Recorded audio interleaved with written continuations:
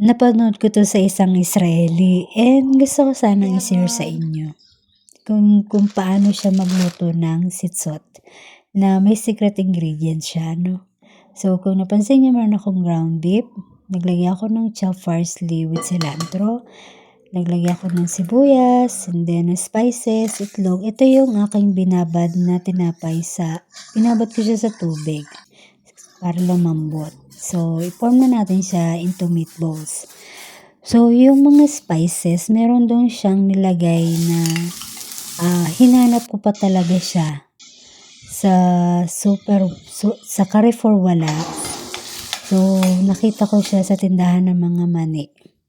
So, ganito yung ginawa niya, no? Yung Israeli na napanood ko.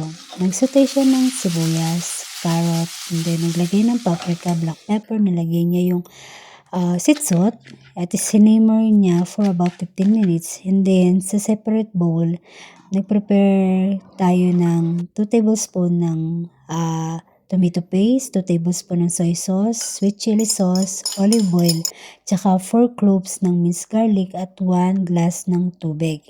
Now, haluin natin at ilagay na natin dito sa ating meatballs. Now, pakukulaan natin tong ating meatballs for about 30 to 40 minutes hanggang sa maluto yung ating karne. Ano po? And then after nun, kapag luto na, is lagyan na natin siya ng herbs. So, sa akin, ang ginamit ko yung cilantro. Depende sa inyo. So, ganito lang kabilis yung pagluluto ng Israeli. Yung natutuwa ko. So, yung secret ingredients niya na spices, ilalagay ko na lang po sa comment box below. Hope nakatulong and thank you for watching. God bless po. See you on my next video. I hope you consider subscribing.